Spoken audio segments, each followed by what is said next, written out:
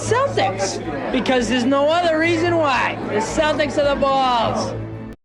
Find your mouthpiece and put on your jock strap. It's the Sports Blitz with Doug and Robbie. Okay, how long is your show? You guys have such a great setup. Listen, if you're under a rock or if you're in a cave, come on out and listen to our episode. It was fun talking baseball. I love talking Red Sox. I love talking coaching. I don't care because I would rather there not be an MLB season than have to sit and watch the colossal embarrassment. Hey, hello, I am Bloom. Yeah, it's Doug and Robbie from the Sports Blitz. I just wanted to find out whether you need some pitching. There you go. In 5, 4, 3.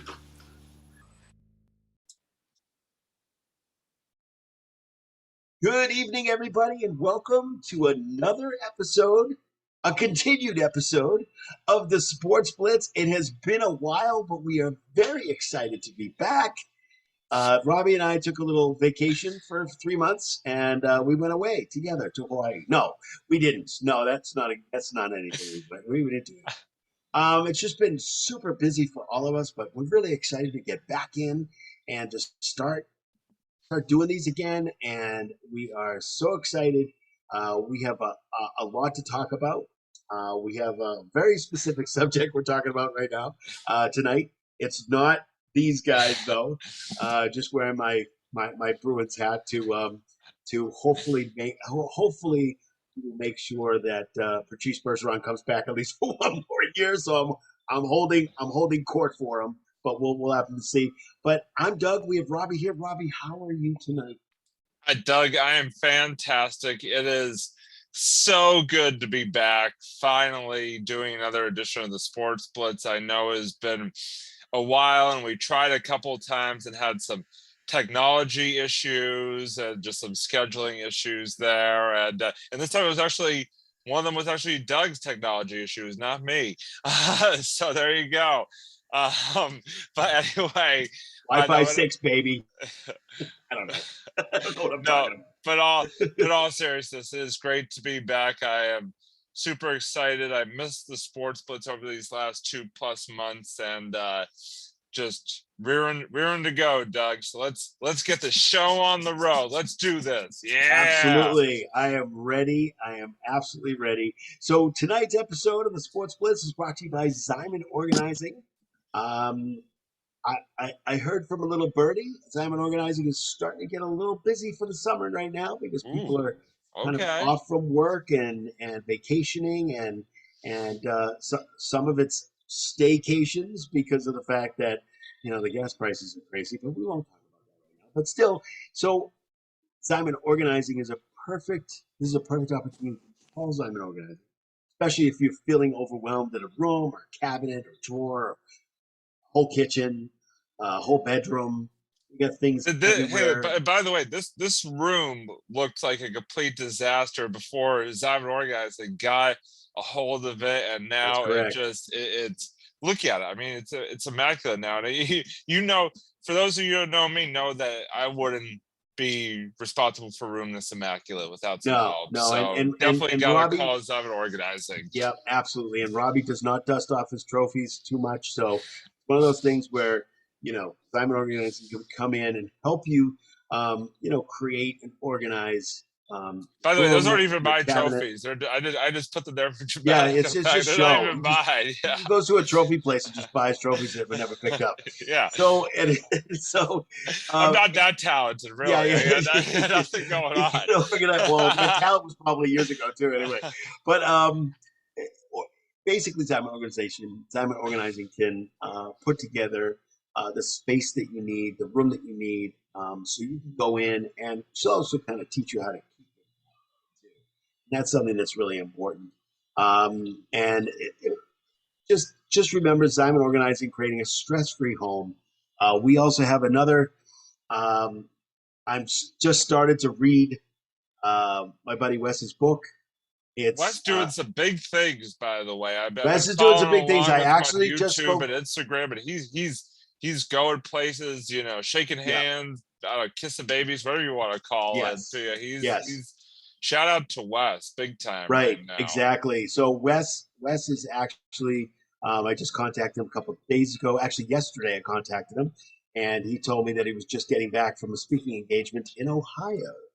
So he's doing really, really well, Yep. and he's going out and speaking to people, and he's speaking about something that a lot of people don't speak about these days, but I think it's super important, and that's why we have him as one of our sponsors. And he has a book that's out, and it's called, hello.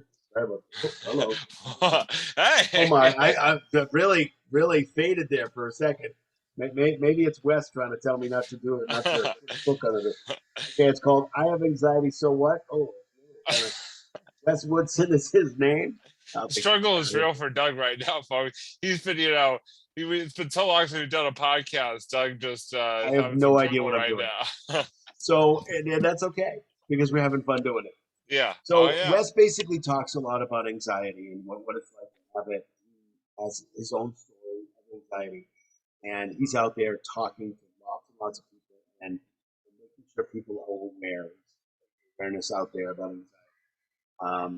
Especially in these times, because there's a lot of anxious people out there. And there's a lot of things that are going on in the world that make him people anxious. So he's going out and talking to lots of different groups, and he has a book out. I did start it. I'm kind of in the middle of it. It's super good. It is really, really good. So go out and grab his book.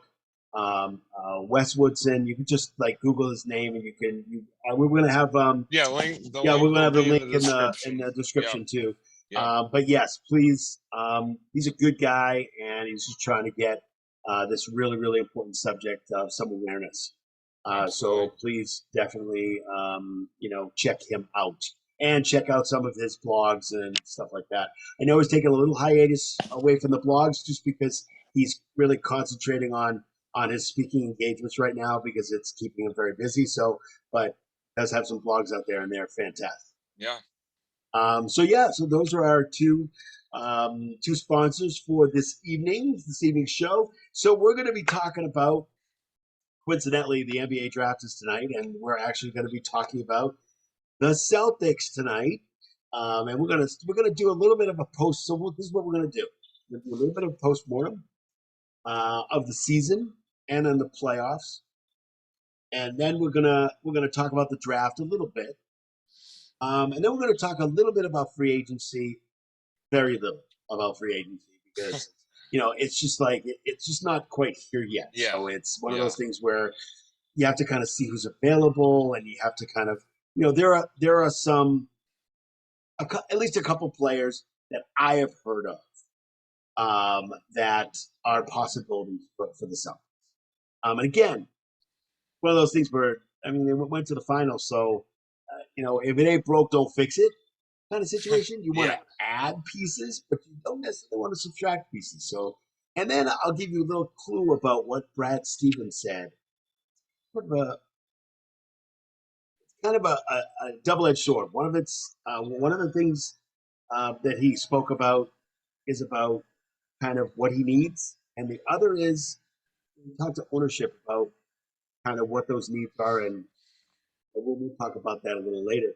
But we're going to do a post-mortem first on the Celtics season, and I'm gonna say right up front, Robbie, before I ask you this question, is that the post-mortem is that when the season first started for the Celtics, I was like, oh, but no, this is not happening. This is just not happening right now. They were horrible. Mm-hmm. Season. First 25 games were horrible. Yeah. Really bad. Yeah. Until about January, and all of a sudden in January, I don't know what happened. Oof. I have no idea what happened. It was just like this. Light switch. It was like this light switch just went on. It was just like, that's better because I can see you. But it doesn't seem like you're in a cave. But it's one of those things where I have no idea what happened. I don't think anybody knows what happened. I have a theory. And my theory is, I was going to ask you what you think it is, but my theory is that they just believed in Ime. They believed in what he said. Listen, I'm going to tell you this, and this. If you do these things, people start winning. I think that's what the problem was. But I don't know. I don't know personally. Nobody's ever said anything about what it was, or I've heard things out there. But I want to know from you, what do you think? Why was there such a huge turnaround? I'm talking, we're going from last place, 15 games out, to number 2. That's Yeah, just crazy. it really was. I mean, it was literally just it was a tale of two halves of the season is what it really was. I mean, you went from a team, like you said, that was what, in 10th place in the Eastern Conference. People talked about them not even making the playoffs to, like you said, the number 2 seed in the East and 2 wins away from winning the NBA championship. I mean, it was just just remarkable turnaround it was for that team. I mean, you just saw somehow, some way, what's it called? The chemistry just completely flipped overnight. It really was like a light switch. Like that chemistry, that camaraderie just almost just happened right overnight. And you could just see it instantly in the way the team played. I mean, there was just so much more, every little facet of the game. Again, they flipped that switch, and all of a sudden, they're hustling just that much more. They're, scrapping that much more. They're rebounding. I mean, just everything, and it's just becoming such a fun team to watch, which you didn't necessarily have for the first half of that season. And I just feel like, like I said, I just feel like Tatum and Brown kind of came into their own. I feel like, they really started to step up and act like the players that we know that they can be. Maybe one of them may have sort of cooled off a bit in the finals, which we'll get into, but it was just great to see. It was just a Celtics team that just, it's hard to really pinpoint what exactly it was, because it was almost like magic is the best thing the best analogy that I can use to describe it. It was like a snap of the fingers, right? It really was. I mean, all of a sudden, all of a sudden they just went from like worst to first, and I was just like, wait, what just happened? Like it made no sense, but also made perfect sense, because we knew going into the season, you and I think talked about this prior to the season, that this team had the potential to be, in that upper echelon of Eastern Conference teams. They just weren't playing up to that potential. And all of a sudden, I think a lot of it probably did have to do with Ime and the fact that he, they finally started listening to him and sort of his pedigree, and really looking at, where he's come from and who he's been able to coach under and learn from over the years. I mean, Greg Popovich being number 1 at the top of that list. And it was just so exciting to see that turnaround, to see them get to the point that they did. Again, we'll sort of get more into the playoffs here in just a little bit, I'm sure, but I was absolutely thrilled by the second half of that season. And because there was quite a time there where, like I said, people were talking about this team maybe not even making it to the playoffs, which was unfathomable heading into the season. And they I think were somehow finally got through their minds that, hey, let's use the people, let's use the haters, so to speak, as motivation here. And they certainly shut them up in a big way. And so it was just it was a great second half. I mean, I think they had the best record in the NBA in the second half of the season. I mean, it was that good of a turnaround. I mean, it was, like I said, it was absolutely remarkable. And it was, as a Celtics fan, it was very, very fun to watch. Yeah, absolutely. I think there was a couple things, and I think you're absolutely right. But I think there was a couple things that I kind of saw, and maybe maybe that was part of it. Again, we don't know, and we may never know what it was. But by looking at it and by listening to some of the NBA analysts and by some of these guys spend a lot of time in the locker room, they might have heard some stuff, that kind of thing. The two things that I think were kind of that turnaround decision making kind of situations. One of them was the trade deadline. One of them was absolutely the trade deadline. One of them was getting a couple of veteran players in here. One, you know, getting veteran players in here to be able to play and be able to think about, what, what can they say to these younger players? Brown, Marcus Smart, more of a veteran, but I mean, they're all veterans, but just some of the younger players, guys. Al Horford, for instance, perfect example of somebody who decided at one point that he was going to speak more about what goes on in the locker room, because when he first got here, he was like, "I'm not going to talk too much. I'm not going to talk too much. I'm going to try to get the lay of the land first back." Very excited to be back, but just kind of like get the lay of the land and kind of figure out how we're going to do stuff. So, and he said, I'm getting more involved. I have to get more involved. Right now. If I don't get more involved, we're not going anywhere. I got to teach these guys to do whatever. But I got to get more involved. I got to speak out in the locker room. Yeah. I think that was the first thing. Second thing is that players, especially Tatum, we'll talk about that in a few minutes. I think especially Tatum needed to get out of their comfort zones. Tatum especially. Tatum doesn't necessarily, if we have the players on the team that will help him, he doesn't have to score 50 a night. And that's tough for him because when he first got here, it was him scoring 40, 50 points a night. And, hey, we rely on him. And he's winning games for us. And he's, 2 seconds left. Who do you give it to? Jayson Tatum. Okay, well, you still do, but he could have 15, 20 points instead. He doesn't need to have 50. He doesn't need to shoot the ball.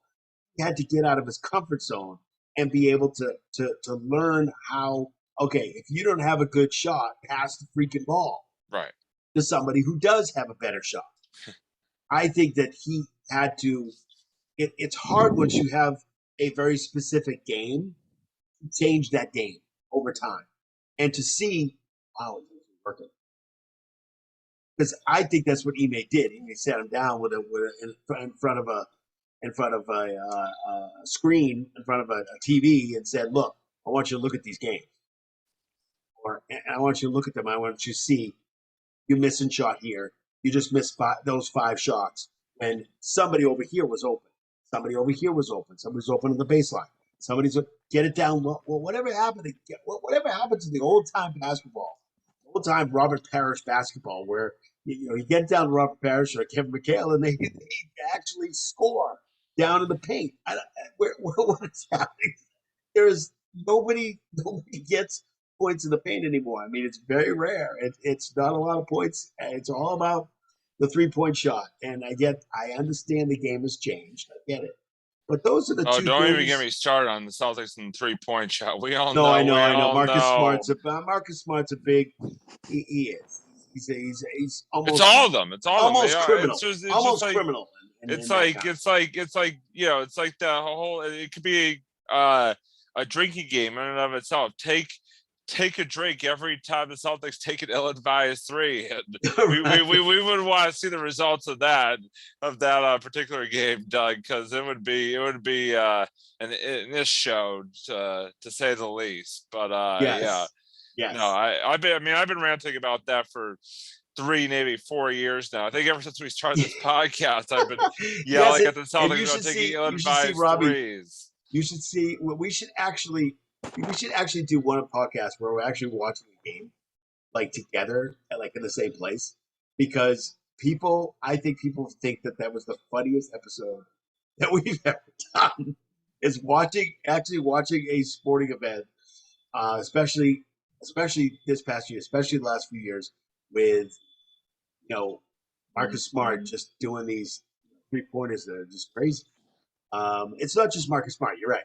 I mean, it's ill-advised shooting, and It's I almost get like it. it's become the go-to. It's almost It like it's is. become the go-to for that offense. It's mind-boggling when you see, especially those times where you see an open lane to the basket, and the guy even starts driving. He drives to the basket, and did they lay it up? No, they kick it out for a Pick it up. Yeah. three-pointer. It's like, what Yeah. are we doing? Yeah. Like, Exactly. what are we doing? It drives me. Yeah, I mean, again, it drives me Sometimes. absolutely insane. Yeah. No. I get it. Sometimes the more traditional basketball actually wins games. So But that's gone away. I feel like I know we've has. talked about this on episodes of the past, like the traditional, drive to the hoop, pound down low, whatever you want to call it, style of basketball has really gone by the wayside. I feel like over the past few years, if not more,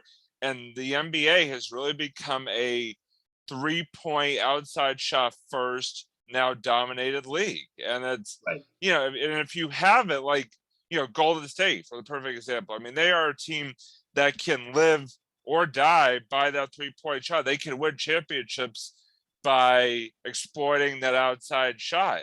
But if you're a Right. team like the Celtics, who is sort of hit or miss for that, it can just get so frustrating to watch because you see the simple answer right in front of your face, and it just you can't get out of your own way, and it's frustrating. And I know I know we've talked about this before, so there's nothing new on this show, but just like you see what the result can be if you do it the other way, if you go the other way, and maybe even start to use some more of that old time, pounded inside basketball. And yeah, they don't seem to, the switch doesn't seem to flip with this team, because you see that in moments where it's working perfectly, but yet they go right back to just settling for outside shots. And that's how they run into trouble in some of these games, is that you don't stick with the formula that is winning you the ball game. You just can't seem to get out of this mindset of, oh, this is what we've always done, so boom, let me take a three. Oh, boom, boom, boom. And then all of a sudden you find yourself back down by 20 points. So Right. No, exactly. And I totally agree with that. And again, I have had to make a realization that the game has changed and that things have changed throughout the years. And then, we just have to kind of deal with it because the game has changed. yeah. Centers that are taking 3-pointers. Now it doesn't it happens today. And again, I think a lot of guys, there are power forwards that could be centers. There are they're even thinking about changing the ballot for the players and not putting positions down, because you have a shooting guard that can actually play like a shooting forward or a small forward. Yeah. You have our forwards that can play center positions. So why even have positions? Because it's like, I mean, It's very to interchangeable know something, now. but it is It very really interchangeable is. these days, when back then it was not. Right. So let me ask you a question, and this is one that I'm not sure if you are prepared to answer or not, but it's okay. Probably not, knowing me, but let's go for it anyway. It's all good. The fact that Jayson Tatum had to, speaking of shooting, the fact that Jayson Tatum had to come out of his comfort zone, do you think that the way he played pretty much throughout the playoffs, more or less the finals. Do you think the way he played, because he has gotten out of that comfort zone, do you think that that was part of the effect of the fact that he broke a record in the playoff in the finals? It wasn't a good record. No. It was a bad record. It was a turnover record. And that's not a good record for somebody to have. Yeah, you broke a record, but that's not. You want to break the shooting record. You don't want to break the turnover record. No, that's something you want to. I mean, let's be frank here. He did not play well in the finals. He did not play well in the finals. If you're looking at overall body of work, he did not play well in the finals. He did not step up like a sort of primetime player should in those situations. And I think you're right on in the sense that he tried to get too fancy, I feel like, at times, if that's the right word to sort of describe it, in terms of, just a lot of this like isolation. Oh, let me just throw up all these fancy shots and fadeaway threes and, try to get too cute with the basketball and then I turn it over and all these different things. I mean, he just did not make good decisions out there on the whole. He had his moments. Where like, oh, there's Jayson Tatum, like the player that we expect / want him to be. Right. But then 5 minutes later, he goes right back into, it's almost like when he gets in that groove, he gets too much of that groove and then he starts making silly mistakes. And I think that was so frustrating, is that when you needed him the most to really take things over, he flopped, so to speak. He basically just yes. And maybe he was say trying, it nicely. Well, no, and I think it may have been the fact that he was trying too hard to take games over. He was trying to be the center of the Celtics offensive universe so much that he tried too hard and thus led to mistakes. And you could see it. I mean, he just, it was kind of ugly at times to watch when you got him, going this way, going all over and just jacking up, this fadeaway too. There's no chance at all of making it in the basket. Like, yeah. I mean, it's like, what are we doing here? And I think you saw a lot out of the Celtics team in general. I think you could kind of like look at the Celtics team, especially in those 3 straight losses they had at the end of that series, where it just seems sometimes they were trying too hard and it ended up doing them more harm than good, is what it really comes down to. That's sort of the best synopsis of it I could give. So right. So, but I wanted to ask you a follow-up to that, which is kind of interesting. So, and some other some other people have kind of brought this up also on different other sports podcasts. Some people I know and some people I don't know. I mean, A. Sherrod Blakely is a Celtics insider, so I don't know him personally, but I do know of him. So, right. When he speaks on a podcast, you gotta listen to him because he's watching Celtics. He's been to every game. Absolutely. And he watches them and he travels with them and that kind of thing. So that's, you kind of listen a little bit. But what he kind of brought up, and a lot of other people bring it up, and I'm bringing it up right now and kind of asking you, is that, do you think, so when the Celtics entered the playoffs, okay, they played the Nets with Kyrie. I won't even say his last name because I just don't like him. And Kevin Durant. Okay. And they played Milwaukee with Giannis and, some other players. They didn't have Middleton. So Middleton, that was a big loss for them. And then they played Miami and Jimmy Butler. Okay. So my question is, did they just run out of gas? It's a fair question. It's a fair point. it it's a really good question. It's a really good question. Think about the series. The only series that was a blowout was the Nets series, right? We swept them, right? Yeah. We swept them 4 games. Yeah. Okay. And the other 2 series? The other 2 series went 7, and basically, the other 2 series, you can make the argument that I think the Miami series, I think the Celtics were the better team ultimately, but I think you can make the argument for both series that the Celtics were not playing their opponents at full strength, so to speak, both Right. Milwaukee and Miami.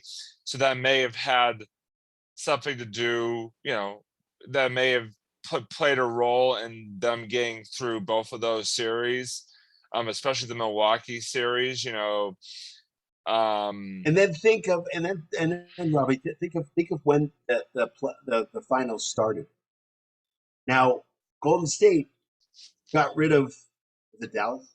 Yeah. Dallas. Yeah. Got rid of Dallas. I'm asking you. I don't even know. That shows you how much I follow the Western Conference basketball. Yeah.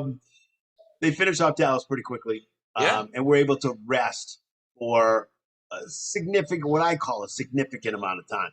The Celtics did not. And sometimes that's a good thing because you just played and sometimes it can work against you.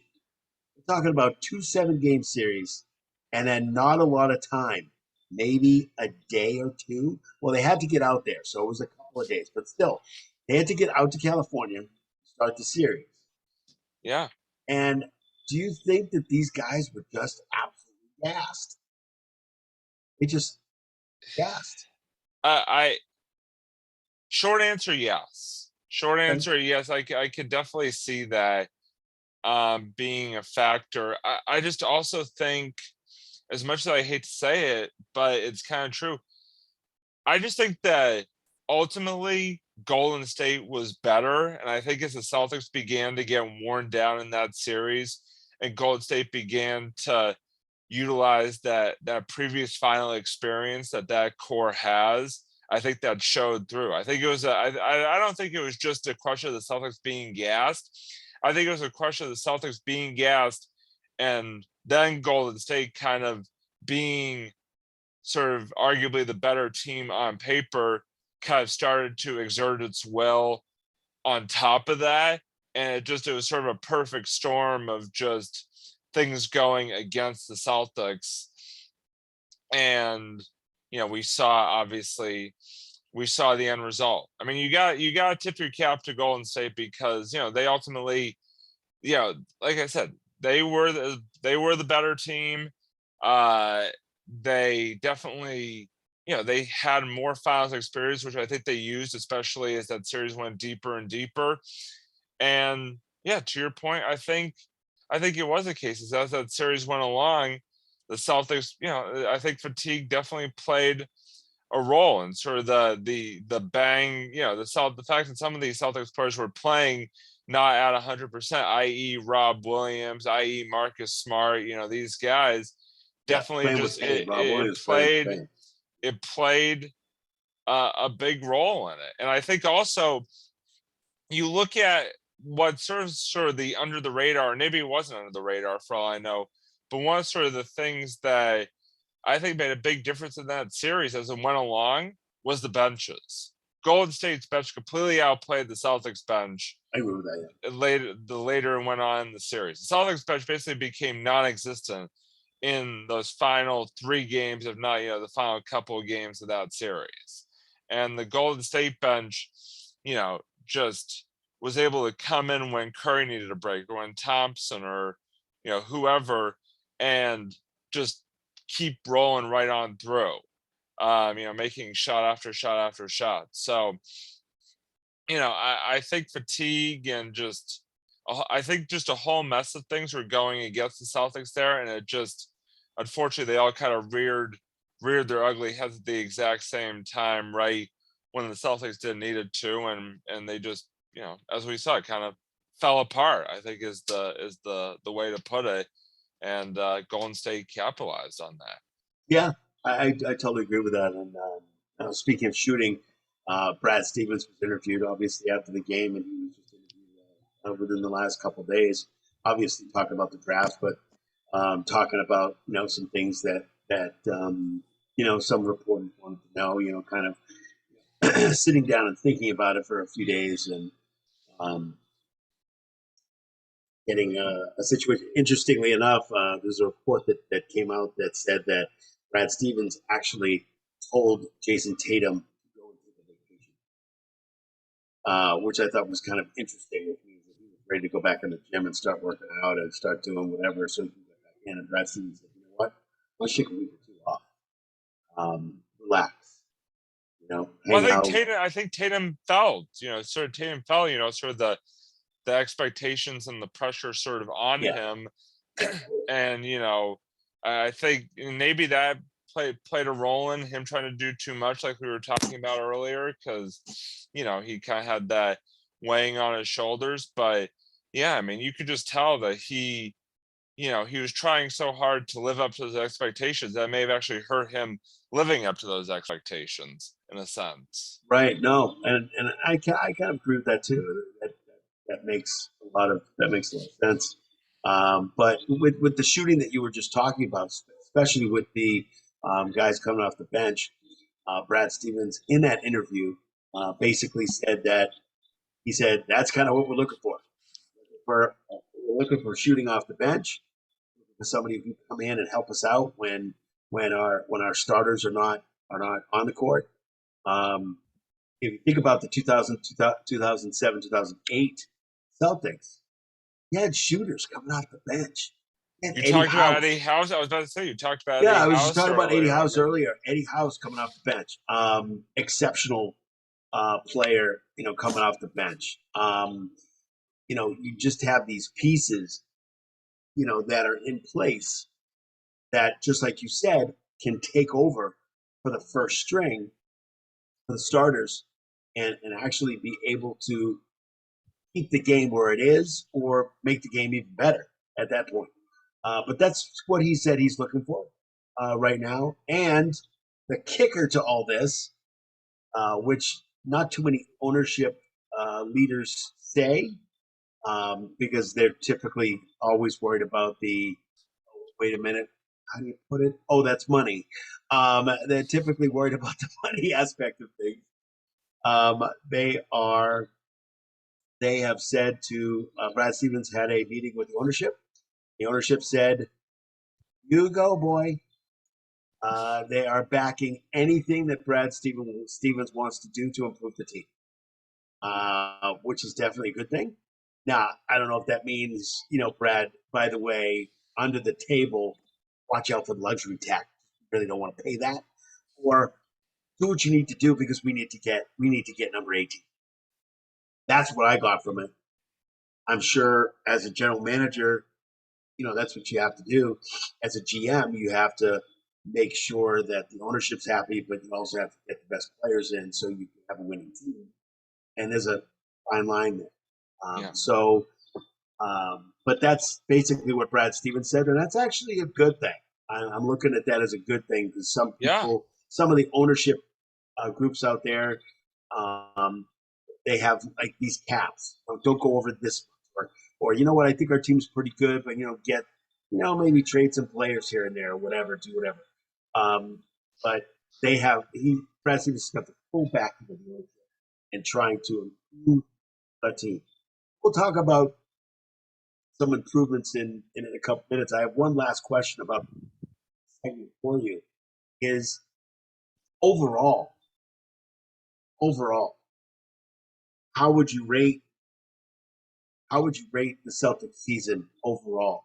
One being horrible, terrible, disgusting. I never want to watch them again. You're throwing stuff at the TV and you broke it, and now you're even more bad. To 10, which is, oh my God, this team was awesome to watch, and I guess they went all the way. They won a championship. I guess that's 10. So I guess it's a fine line between each one, but I just wanted to get an idea of the sense of you what you thought of the season Yeah, and so the playoffs, the whole season. yeah. No, I would say, first of all, I'll give you the number that immediately comes to mind when I think of the season as a whole, and that's a solid 8.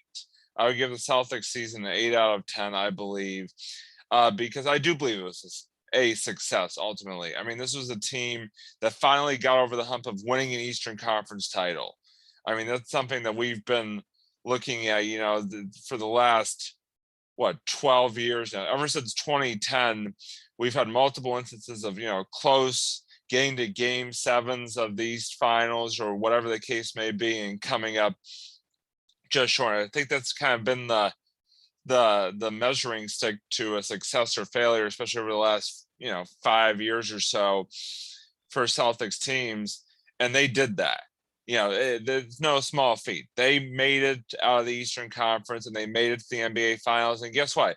They won 2 games in the NBA Finals as well. So I think overall, and the fact that they turned their season around like they did in the second half, I would definitely say that this season was a big time success. It's a pretty easy, yes or no on success or not for me for this team. Obviously, you would have loved to see them win a title. I mean, that goes without saying, especially the fact that we got there and we're up 2-1. And just people got so excited, it's like, oh my god, we can actually win this, and then to sort of have it sort of come crashing down. And it's so hard. It's so hard to cut. It's so hard these days to actually get back there. Yeah, it's so hard.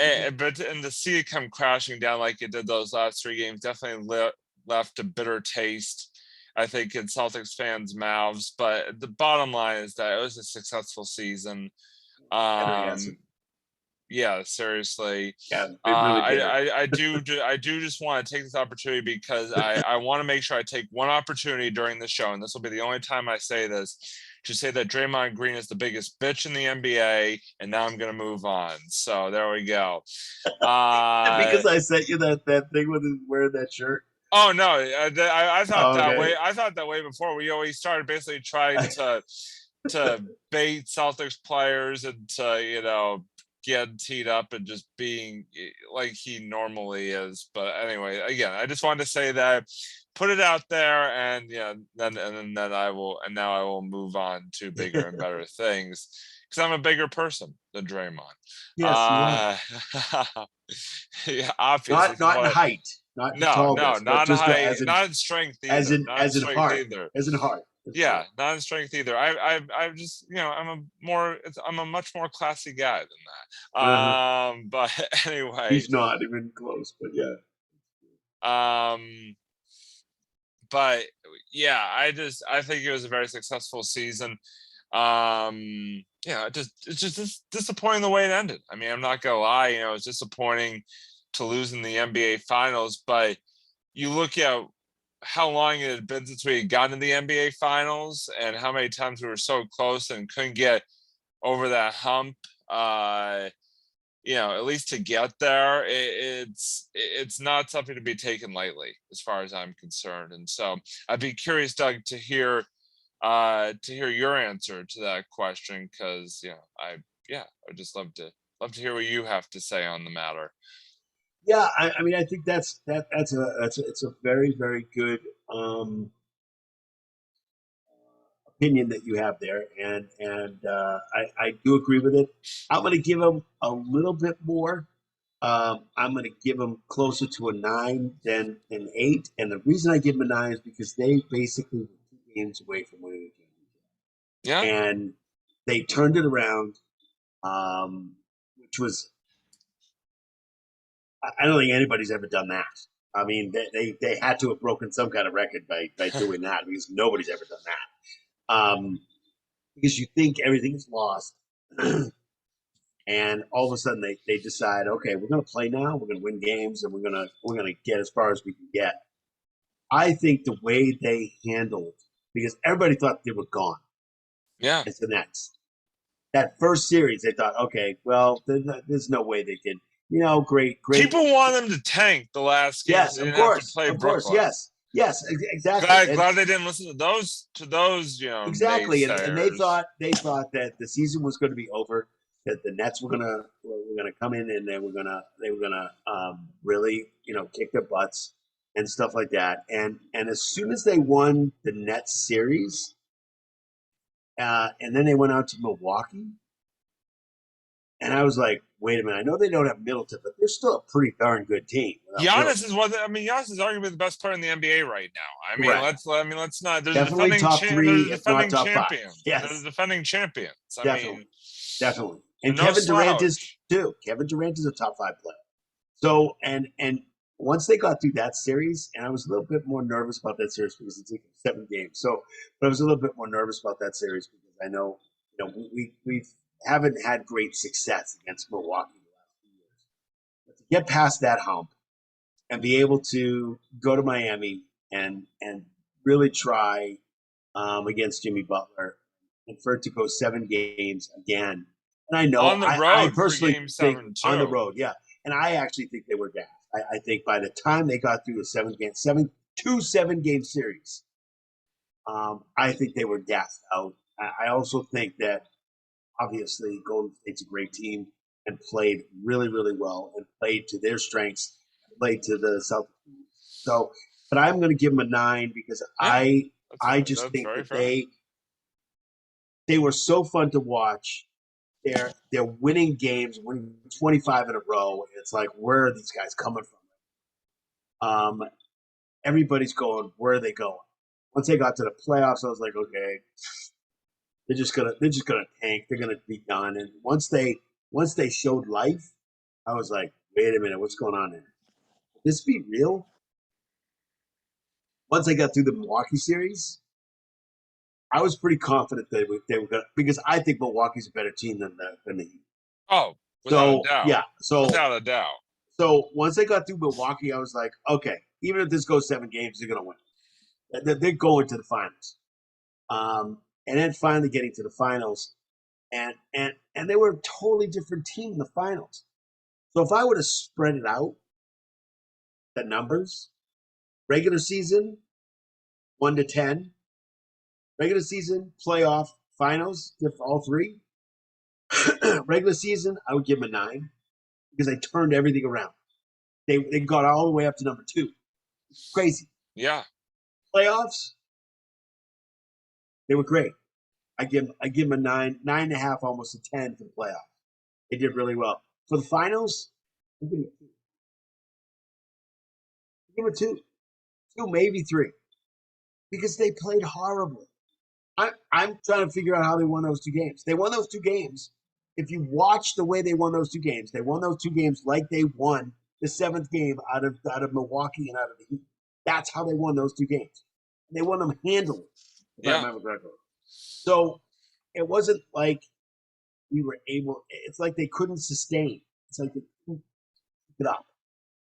Yeah. That's just what it is. Yeah. Can I just ask you one question, or just sort of make one comment? And this isn't necessarily related to the overall point here, but I just found it so just amazing, just so pleasurable to watch Brooklyn and Kevin Durant and Kyrie Irving specifically, who basically leave those 2 teams to go build their quote-unquote super team in Brooklyn, and they get swept and have to sit and watch as Golden State and Boston are meeting in the final.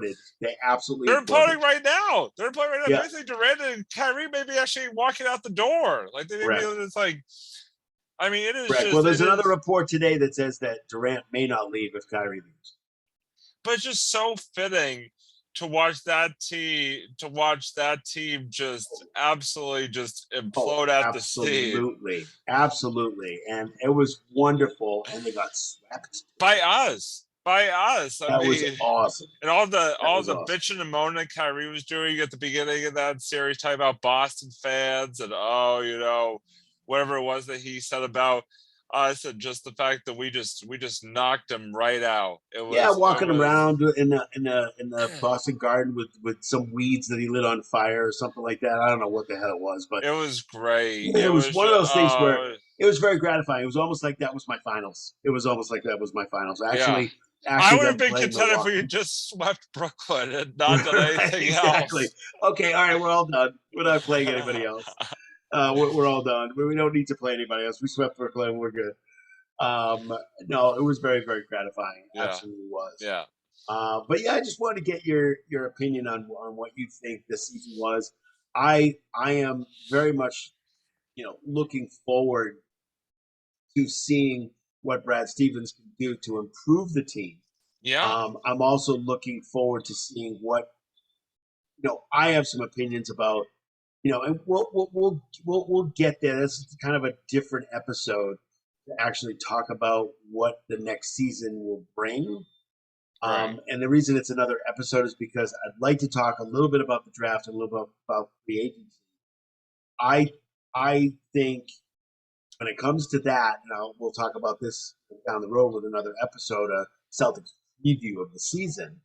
But my feeling is that you absolutely 100% keep the core.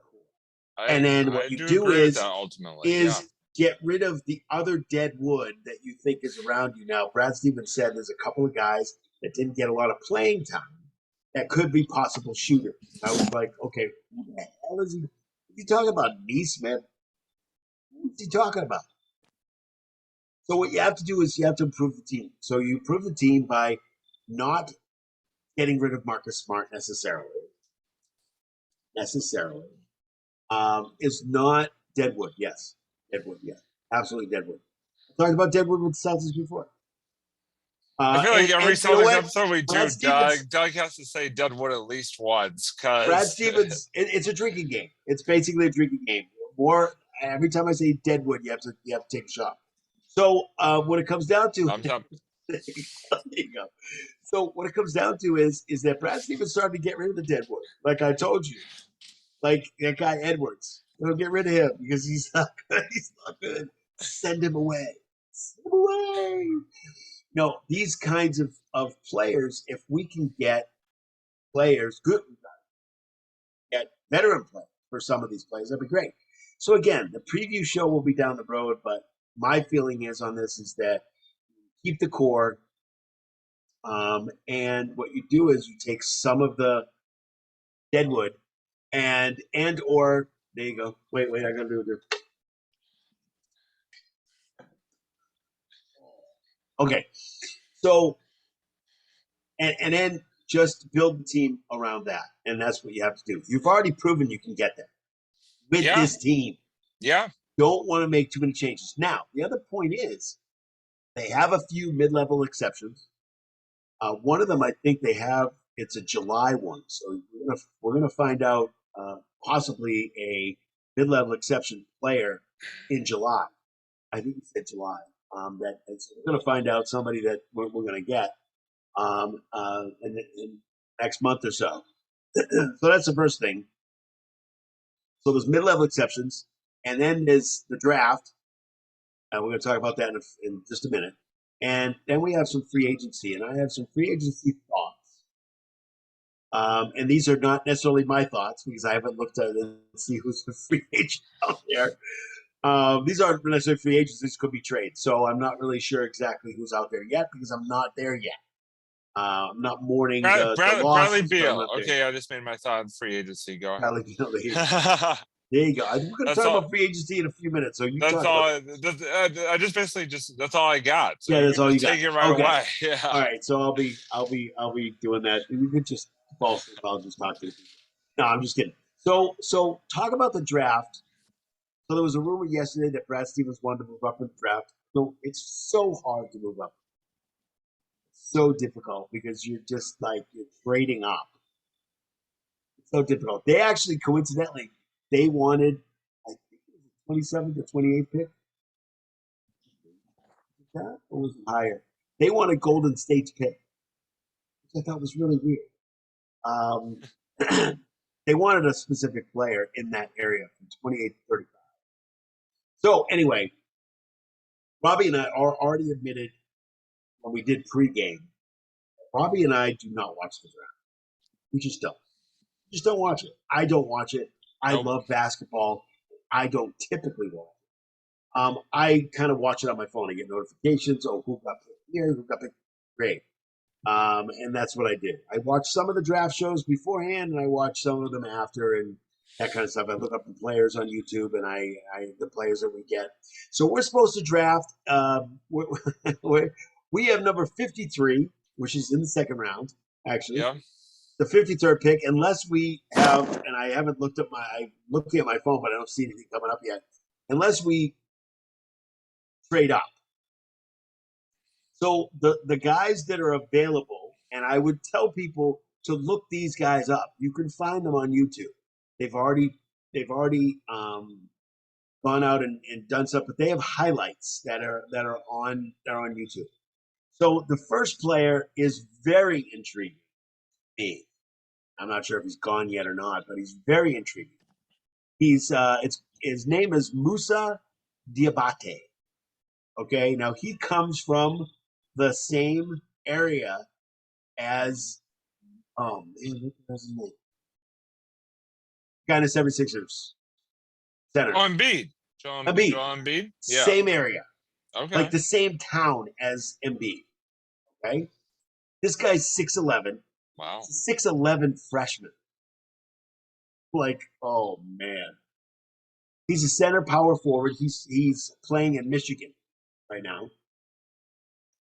And I want people out there to YouTube this guy. And then YouTube Kevin Garnett. Because he reminds me a lot of Kevin Garnett. Very slim, very, very long arms. If he bulks up, he would be an absolute monster. And even if we have him coming off the bench, I could see Robert Williams playing power forward and him playing center. It'd be unbelievable. He's very, very good defense-wise. He just, he's a little bit clumsy, but he plays very good defense. He's got a lot of blocks. I don't have his stats right with me. I have some other stats on the players, but I don't have his stats. Anyway, look him up. Musa Diabate. Look him up. He's 6'11" freshman out of Michigan. I don't know whether he's taken yet or not. He's projected to go in the second round sometime. But that's one guy. The second guy is a guy named Jabari Walker. Now, I don't know about you guys, but there's a guy named Jabari Smith who I believe went in the first number 3.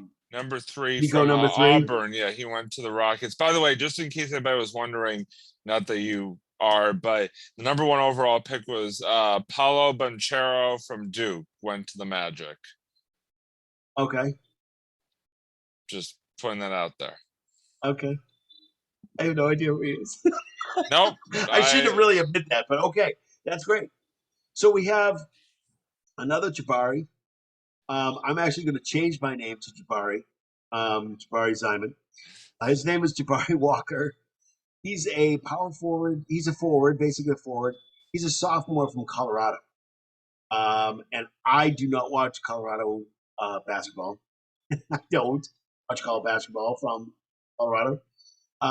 He's averaging 14.6 points per game and 9.2. This guy's pretty good. And again, he's supposed to be, and he's sophomore, but he's supposed to be one of those guys who has one of those NBA ready kind of situations. Next guy is a guy named Colin Gillespie. Now, ESPN says that Colin Gillespie is going to be taking number 53 from the Celtics. Colin Gillespie is a guy, he's a point guard from Villanova. Yeah, Gillespie. I enjoy watching that guy play during like last year's tournament, all that. He was very impressive to me watching all season long. So yeah, and he's a little older. He's actually a 5th-year senior. So he's a little bit older. He's a leader on the team. He averages 15.8 points per game. He averages 5.9 rebounds per game. That's crazy. And his assists are like 3.2. But still, I mean, having that many that many rebounds is absolutely crazy. That's really great. The other guy that I have is a name that we've heard in the past. I believe played in his father played in New York and in Chicago. This kid's name is Ron Harper Jr. Okay. And he plays for Rutgers. He is a small forward. He averages 18.8 points per game, 5.9 rebounds, 1.9 assists, but he has a absolutely shocking 3-point percentage at 44%, which is absolutely outrageous, which is really good. Again, definitely a shooter. So those are really the guys that I kind of looked at a little bit that are kind of out there. Again, with the draft, you never know who's out there. But we'll see if they move up, or if they get somebody. Now, are they going to do this again? Are they going to do the smash and grab and let's put them overseas? There are a couple of overseas guys out there. One actually from he's from France. His name is Hugo Bissard. I think he's from France. It's not Bissard. It's a different last name. But anyway, he's from France. He actually plays in the Australian League. He is a shooter. He averages 13.9 points per game. I mean, is he ready because he plays overseas? I don't know. Most of those overseas players, they have to come here to play. And it's just a different kind of game over there. I just don't think he gets them ready. The G League gets them ready, and there's a couple of G League players out there. But again, I don't know. I don't give the draft a lot of credence. I do and I don't. I do because I just, when it comes down to really not care. I care about free agency. Free agency is a lot more important to me. Just because these are players I actually know and follow. I got 3 players in free agency. One of them, the Celtics were going to try to pick up during the last free agency, but the team wanted a first round pick and they weren't going to do that. The first one I have is Terrence Ross. He is a guard forward, 10 points per game, 2.5 rebounds. He is an $11.5 million in his final year of his contract. Not a bad contract. Not sure if he's $7.5 million, but they wanted a first round for him last year. I would say maybe multiple second round picks for him, possibly, if that's what we wanted. Again, very, very good shooter. A very good shooter, and that's what that's the reason for. Somebody to come off the bench, like an Eddie House. Peyton Pritchard really didn't play that well. Yeah. You know, he came off the bench, he was bad. So the other one, Robbie, you're going to be like, oh, okay. Because it's just one of those things. He actually played for the Celtics from 2017 to 2019. And his name is Marcus Morris. Who actually has gotten better as he has left the Celtics. Plays for the Clippers now. He's averaging 15 points per game and about 4.5 rebounds per game. Putting him as a power forward, like with Horford as center or Rob Williams as center, that'd be incredible. I mean, it'd just be incredible to have him back. I'm not so big on him, although he's, you know, if he plays like he played this past year, he'd be an asset because he's a shooter. And he also has a big body down there too, which the other one is kind of intriguing. Milwaukee player. I think he plays. Maybe he doesn't. Anyway, it's Malcolm Brogdon. I don't know if he plays for Milwaukee anymore. No, he doesn't. He used to play for Milwaukee. Yeah. He plays for I don't know. I can't remember. He used to play for Milwaukee. I have Milwaukee down here, but he doesn't play for Milwaukee anymore. He used to. But again, point guard. Now, but what do you do? I mean, he's an incredible shooter. He plays for the Pacers, just so you know. There you go. Perfect. What do you do with Marcus Smart? So are you getting rid of Marcus Smart? Are you putting Marcus Smart with Brogdon? Brogdon being the shooting guard? And then where do you put the rest? Who's going to be the starting five? So yeah. Are we putting Brogdon? Are we getting rid of Marcus Smart and putting Brogdon in there? Is Brogdon a defensive player like Marcus Smart is? Sure, but I'm not sure if he's in that realm of that kind of thing. Is Brogdon a good guy maybe off the bench? Because he's a little bit, I mean, he's a young player, but he's not young. He's not 22, 23 years old. But, do you have him? And he's got a pretty big contract. So, again, those are the kinds of things that I was thinking about and have heard online. And you say you're one free agent, and you think is Bradley Beal. Yeah, I mean, that's more just a pipe dream and just sort of shouting out the name that everybody else has been talking about, rather than actually anything based in reality there. So I'm just gonna, I'm just gonna sort of slink down here and not go any further with that, because there really isn't anything based in reality for that one. There have been some talk about that too. There have been some talk about it, so you're not completely off. Again, but you also what I would do is I would ask you where are we putting him? Well, I think that's the thing. Is that when you think about, like, obviously in fantasy land, it sounds like a great idea. Oh, Bradley Beal with Tatum and Brown and blah blah blah. This team, blah blah blah, blah. And then you kind of think about it logistically, and you're like, well, how exactly is that going to work? Because Bradley Beal's not going to come off the bench. The only way it works is you get rid of Marcus Smart, and you tell Marcus Smart he's going to come off the bench. That wouldn't be a bad thing. He's not going to like that. Yeah, I don't think. I mean, the defending defensive player of the year, I don't think is going to necessarily like having the now all of a sudden come off the bench. And how do you justify that? Yeah, being the defending defensive player of the year, how do you justify not having him as a starter? So right. It makes sense. Yeah, no, I just.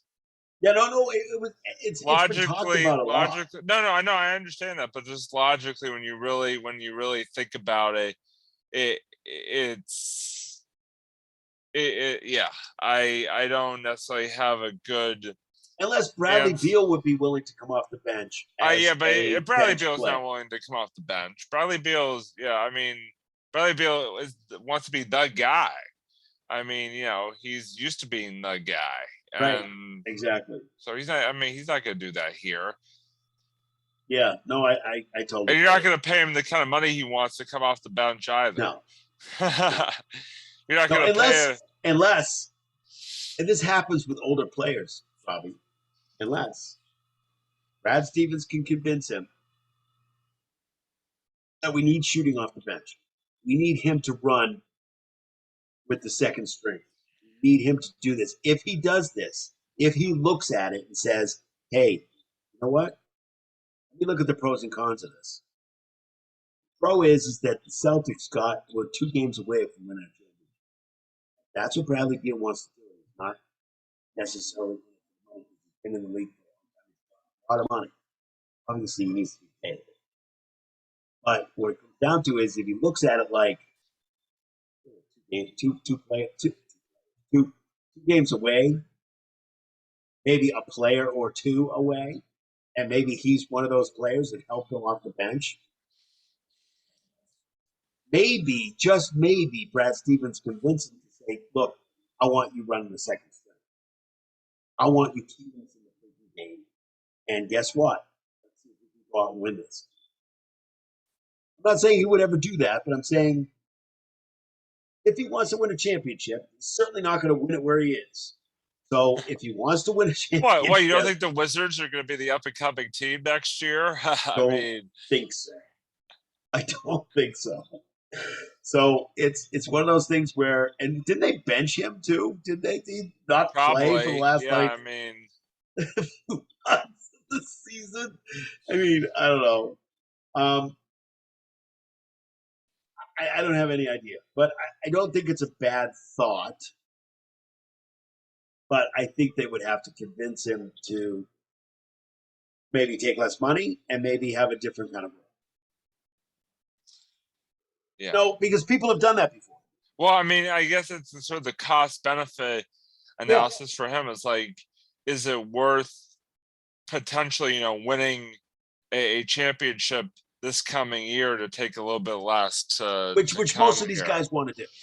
Right. Most obviously, guys want to win a title. Yeah, obviously, guys want to win a title. That's why you play. That's why you play in the NBA to win a title. So if he's itching for a title, he knows he's not getting it with the Wizards. What will happen? And we're like, hey, we just made it here with this core that we're going to be keeping. Like, well, we're going to be keeping the core, but we need shooters off the bench. We need you to come off the bench. We need you to run the team like Eddie House did. We need you to talk to Eddie House. Here, Eddie, here's Bradley. Talk to each other. Talk to Eddie House about how he came off the bench and basically ran that second string and kept us not only in the games but pretty much, did really well. So let's see what we can do about that. So it should be interesting to see. I have heard lots of crazy rumors, and I'll give you at least one crazy rumor, is that LeBron James is possibly thinking about joining Steph Curry in Golden State. Now, I don't know what that is, but that's kind of interesting. That would be Mister, I want to be a Laker and I'm going to win the championship. Okay. That may be a team that'd be better than the Olympic Dream team if that were to ever happen. I mean, and by the way, I did hear one rumor about LeBron thinking about coming to the Celtics, but it was one of those crazy rumors after that rumor. And the other one was him going back to Cleveland. So, I don't know. I have no clue. I have no answers. I do not have any answers right now on that. Again, we're going to see what happens down the road. We're going to see who the Celtics pick up. Is it a guy that they stash away like Danny used to do? He'd love to stash. You know what? Danny's probably got about 12 players overseas that are owned by the Celtics. Got about 12 players, and they're going like this. They're going, hello, Mr. Ainge, Mr. Stevens. Hello, I'm over here. I want to win that title too. I'm over here in Bulgaria, and I think I've done pretty well this year. Yeah, I know we were 0-12, but still, I think I played well. I think.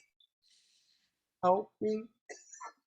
So I really think that I can't stand it when they stash players. By the way, retrieve them. By the way, that's an actual phone call that took place too. That's the problem. I hate the stashing the player thing because stashing the players, they never retrieve them. They never bring them back. And it drives me nuts.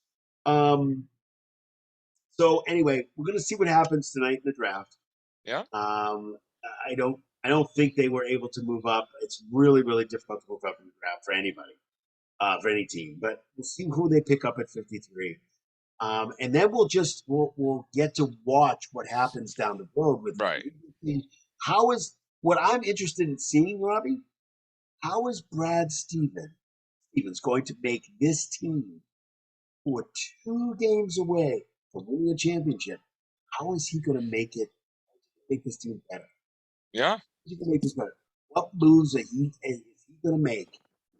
What exceptions is he going to do? What free agents is he going to try to pick up? How is he going to make this team better? Right. And another contender to get back there. Yeah. That's what I'm looking forward to seeing over the next weeks and months. Same here. 100%. Exactly. Absolutely. So we'll come to the time now where we have our final thought for the evening, and Robbie can actually have a conversation and speak. So, Robbie, I will ask you, what is your final thought for this Celtics NBA draft episode? That's all I can call it. That's pretty much where we're at. Yeah, Doug. My final thoughts are going to be in no way, shape, or form basketball related. That's okay. It doesn't have to be. It's a final thought. I actually have two, and one of them.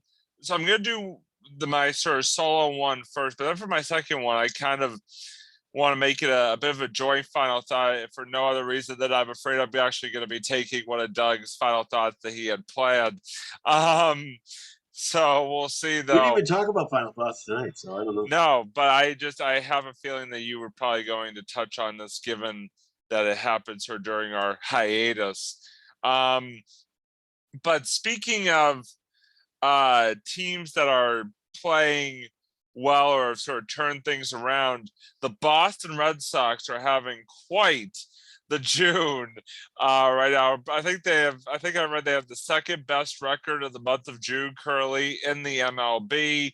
They've currently won 4 straight, including a sweep over the good old Detroit Tigers over at Fenway. By the way, one of the times that Doug and I interacted actually in person during our hiatus, we actually went to a Red Sox game together on Patriots. We have some video, Day, so I'm going to send it to Robbie, see if he can put it onto our site.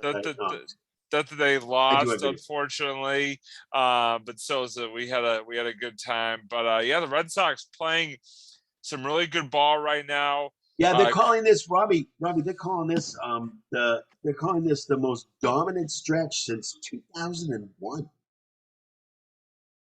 for the Red Sox. Yep. Okay. So yeah, I mean that makes sense. Again, they're just playing really good baseball right now, guys. Pitching staff. Yeah, pitching. Yeah, the starting pitching especially has been very impressive this month.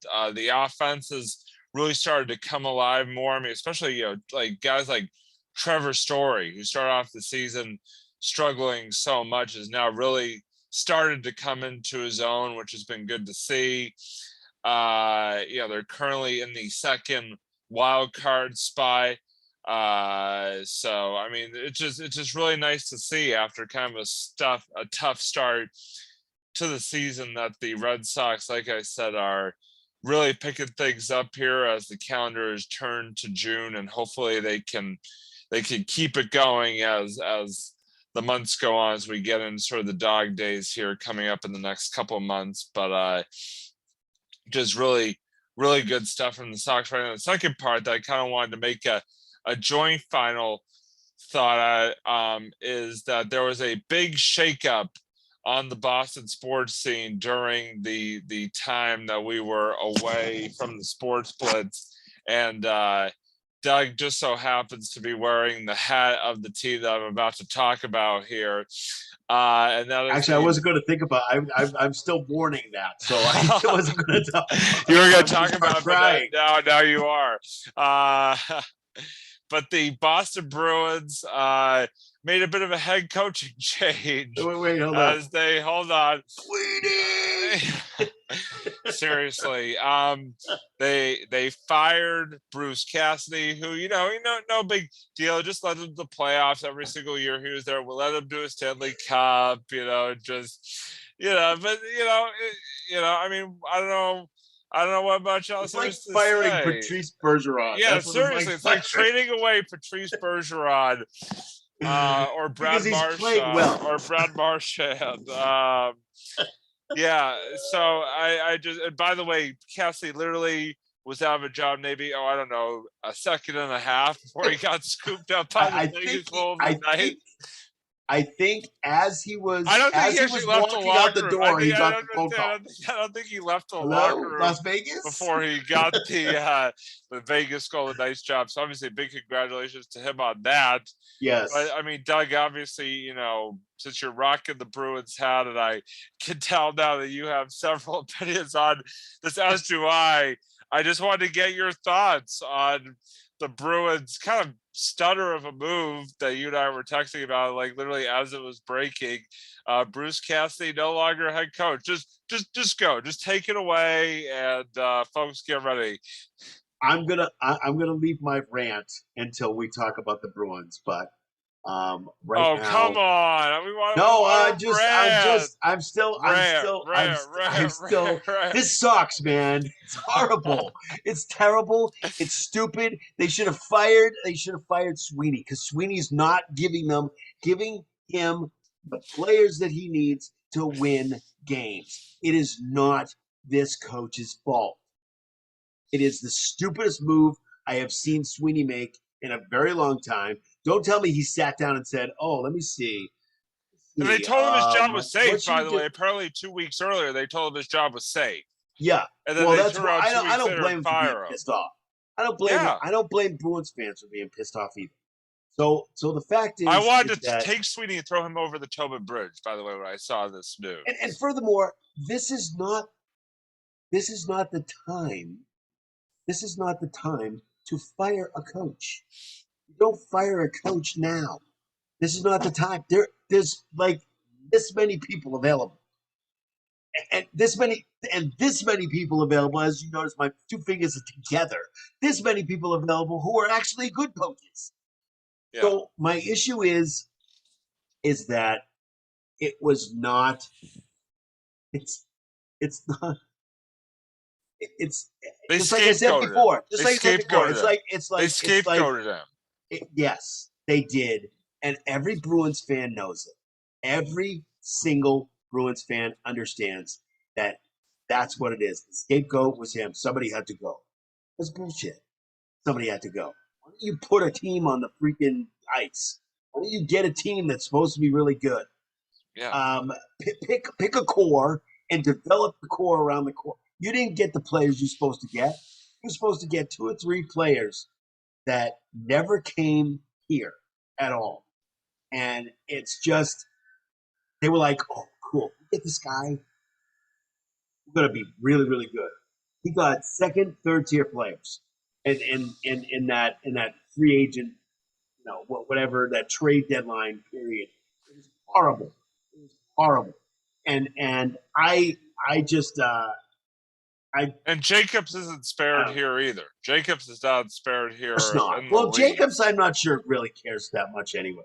I think the old man is sitting somewhere in a little bit of a daze. And I think his son is basically, whatever, the owner of the team. I don't think he gives 2 craps anyway. So the fact is that, you cannot win unless you put players on the team. You know what it was like? It would be like this is a perfect example. Ready, Robbie? This is a perfect example. I'm ready. This is it. It's like Wick Grossbeck, okay? Yeah. Wick Grossbeck firing Ime Udoka. It's like Brad Stevens firing Ime Udoka for getting to the finals, having a great turnaround season, getting to the finals, getting to the Nets, the Milwaukee, and the Heat, and going to the finals, being 2 games away, and going, you know what, Ime, it's just not working. What? What are you talking about? That's crazy. Cassidy took them to the playoffs every single year that he was the head coach. Yes. Every single year. He took them to Game 7 of the Cup Finals. Unfortunately, coaches like that don't get fired. Unfortunately, what happens is that some GMs, some players, some GMs think that they have to do something because, they didn't get further. How come they didn't get further? How come they didn't do that? So somebody has to go. Somebody has to go. Fire the coach? What? Huh?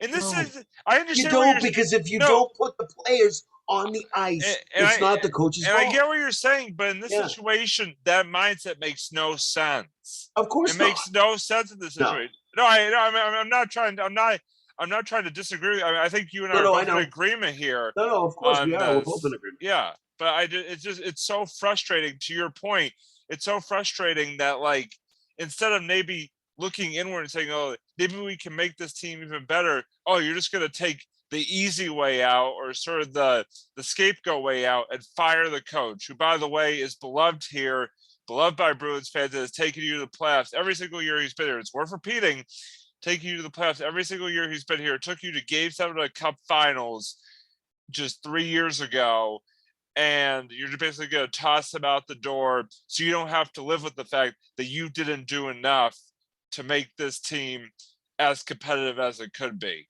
And that man, by the way, made that team pretty damn competitive with very limited resources. And he basically gets what? Basically just gets shoved right out the door. It's like you said, it's bullshit. It's just, as a Bruins fan, I don't know about you, because you're a bigger Bruins fan than I am. But as a Bruins fan and as a Boston supporter, I'm disgusted by what the front office just did to arguably one of the best head coaches in this town, and arguably one of the best head coaches in the National Hockey League. And it's again, I mean, again, you and I are both in complete lockstep on this. It's disgusting, and I would love to take Don Sweeney's bags and take them to the airport myself, and take him and his bags to the airport myself. And if you think about it, Robbie, I'm going to tell you right now, he has not been a good GM. Since he's been a GM, he has not. What has he done? What has he done? Really? He hasn't done anything. That's the issue, is he hasn't done anything. So we were going to have, right before we had our hiatus, we were actually going to have, because the Bruins are still playing, we were actually going to have the Bruins. Yeah. Let me tell you. Okay, I can only imagine how the Bruins guru I can only imagine heard what the this Bruins news. guru. Yeah. I actually had to crawl under the bed for at least a couple of days, because there was stuff flying through the air. All over the place. TVs are going everywhere. There was stuff flying through the air that I didn't even know existed. It was unbelievable.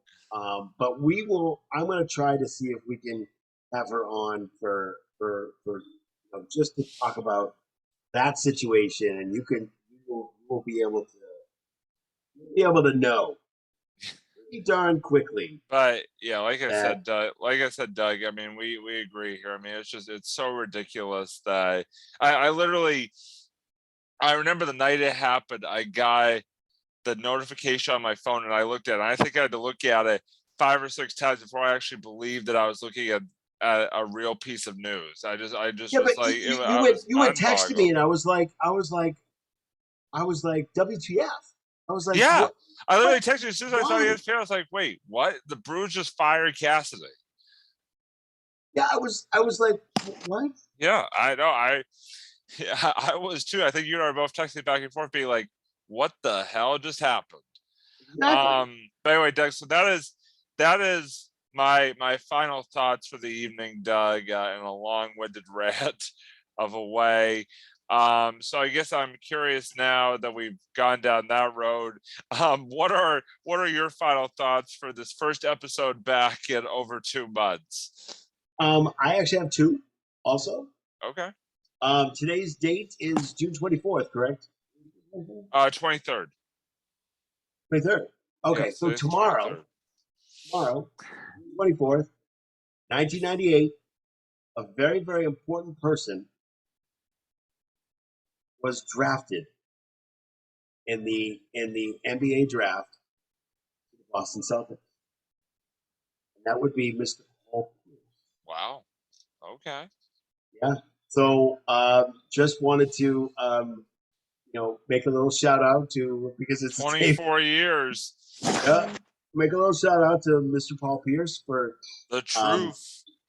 Just having the ability to get through the crappy Patino years.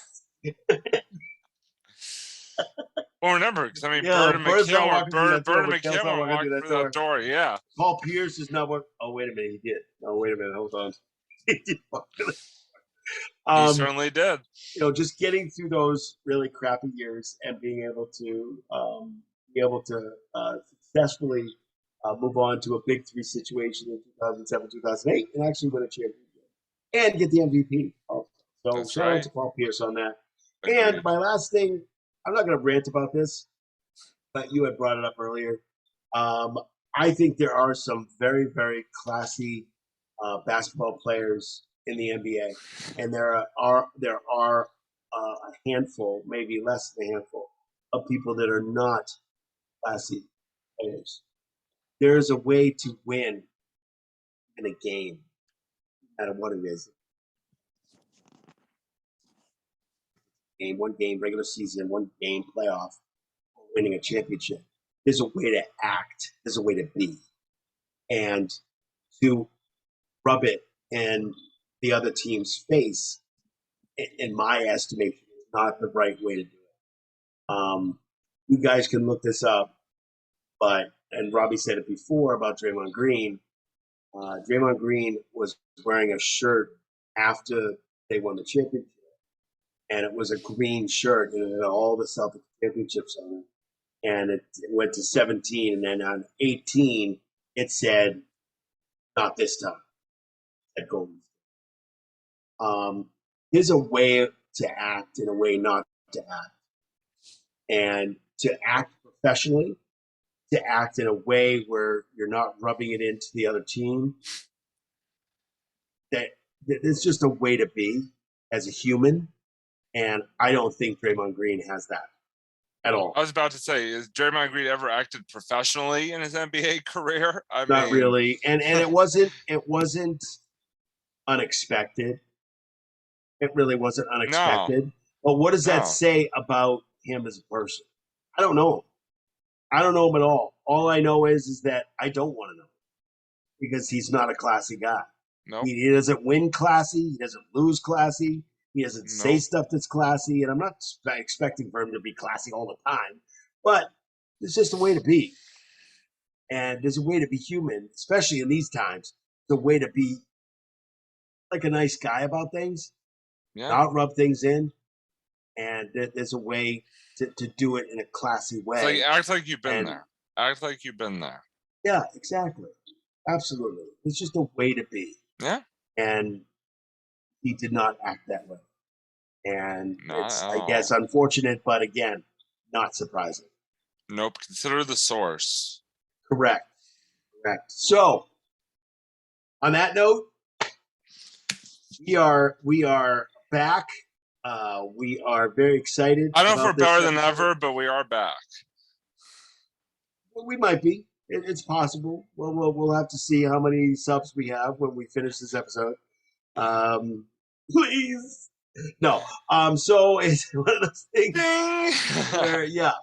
Please remember to subscribe and hit the bell if you like what we're talking about, or if you don't like what we're talking about. Please comment. On what you like. This episode sucked. Okay, well, tell us why it sucked. This episode was awesome. You guys were fabulous. We loved it. It was awesome. Keep going. Or you guys should retire. It's fine, but tell us why we should retire and give us some examples of how you would go about doing it. So give us a comment.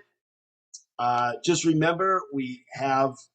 I'd like to thank our two sponsors, obviously Wes Woodson and Simon Organizing, and just remember that we have some other shows out there. Yes. Yeah, we do. So shout out to On the Couch Talking Sports, and let me tell you, it's awesome. Sometimes New you episode talk sports, just came out. don't. New episode just came out within the last day or so. So new episode definitely check that out. Oh, it is. You gotta check that out. Remember to subscribe and hit the bell with them too. And new episode hopefully coming soon. Got to get together with my buddy Kyle and do some more Marvel at the movies. Yes. We got to catch up because we got a lot to talk about, because there's a lot more Marvel that's out now, and I got a lot of movies. I got to catch up. So, and Mustard and Relish and no, that was bad. Anyway, remember to subscribe and hit the bell and comment, and that's pretty much it. Yeah. For us, for Robbie. Oh, by the way, hold on. Yes. One other thing. Oh yeah, where are we located? We are here on YouTube, obviously. Yep. We are on Facebook. We are on Twitter. So definitely, please just follow us or watch us, or don't follow us in person because that's creepy. But at least give us a watch. And like Doug said, like and subscribe and ring that damn bell, man. That's right. And we also want to know topics too that you guys Yeah. want to hear. So give us some topics that you want to hear. We would love to know what you think about everything. We can only get better if you comment. So if you don't comment, we're not going to know. That's right. So that's it. And we're looking at some good stuff coming down the road. And we thank you for spending some time with us. So I'm thanks Doug. for tuning in, everybody. Yeah. I'm Doug. That's Robbie. Robbie's right over there. Maybe he's actually over there because down, up and down. You're up there. I don't know. Brady Bunch? What is Brady Bunch? So anyway, The thank you so much for joining us, and we will see you next time on See you. the Sports Blitz. See you, everybody.